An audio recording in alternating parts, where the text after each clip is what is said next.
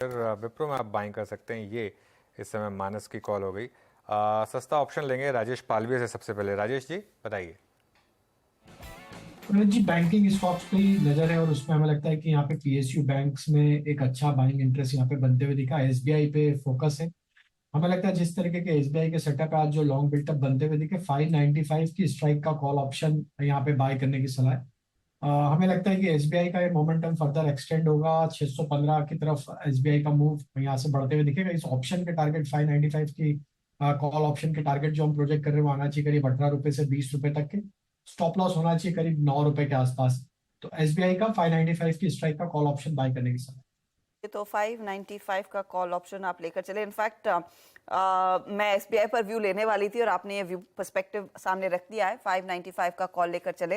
यहाँ पर एक अच्छा खासा मोमेंटम, अच्छी तेजी बनती दिखाई दे रही है, क्योंकि निफ्टी बैंक के कंट्रीब्यूटर्स में आपको याद होगा एचडीएफसी बैंक ने अपना काम तो किया है, अपना कमाल तो दिखाया है।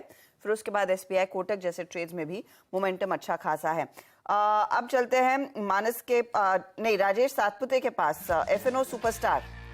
या हर्षद जी, देखिए नजर तो ऑब्वियसली एचडीएफसी बैंक पे है। In fact I was waiting for a dip, लेकिन वो डिप मिला नहीं। तो देखिए इसी लेवल पे बाय करते हैं। So HDFC bank is a buy. मैं फ्यूचर लेवल्स का जिक्र कर रहा हूँ यहाँ पे। 1665 का स्टॉप लॉस रखे और सामने टारगेट सेट करे करीबन 1710 का।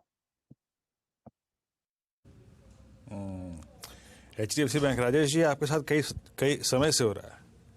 आप डिप का इंतजार करते हैं, डिप मिलता नहीं, आपको बिड ऊपर मार के लेना पड़ता है ना। खैर मजाक कर रहा था मैं यहाँ पे।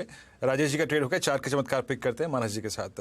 मानस जी क्या पिक कर रहे हैं आप? देखिए कोटक बैंक पे खरीदारी करनी है। अब कहीं ना कहीं आपको डेली चार्ट पे अब क्लियर पैटर्न दिखने लगेगा। हाई टॉप्स, हाई बॉटम दिख रहे हैं।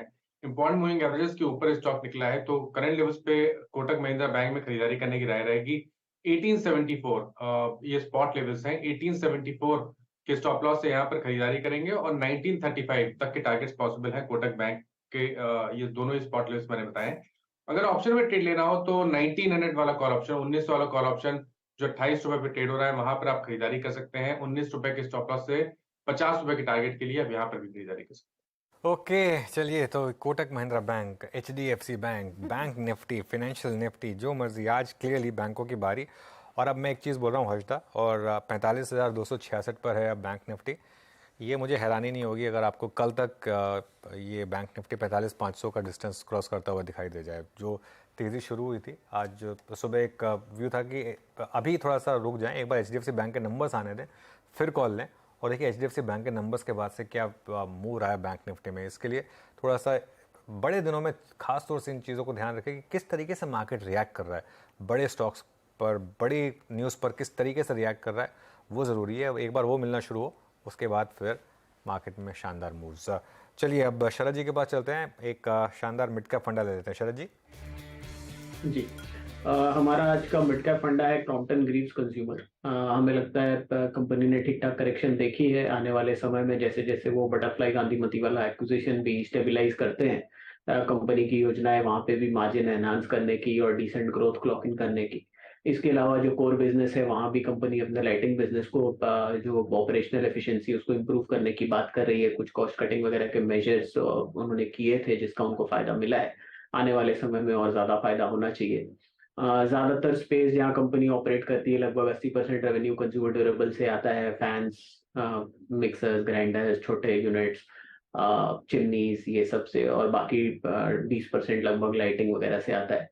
और दोनों ही सेगमेंट्स में ग्रोथ रेट्स वगैरह ठीक ठाक रहने चाहिए इंडिया में। इसके अलावा कंपनी डाइवर्सिफाई करने के लिए कुछ नए वाइट स्पेसेस में भी एंट्री अनाउंस कर सकती है आने वाले समय में।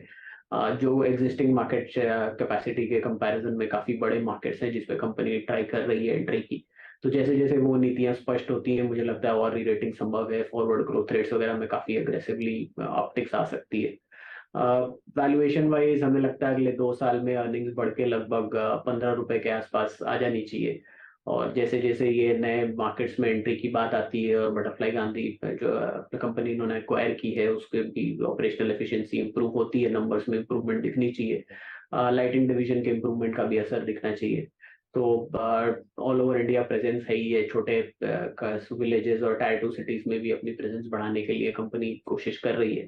तो वो सब चीजें रिजल्ट देने चाहिए अगले 2 साल में। तो 15 रुपए की अर्निंग पे हमें लगता है 30 का मल्टीपल आसानी से मिल जाना चाहिए, तो 450 रुपए के लक्ष्य के हिसाब से क्रॉम्पटन। ओके, क्रॉम्पटन यहाँ पर शानदार मोमेंटम इस समय 213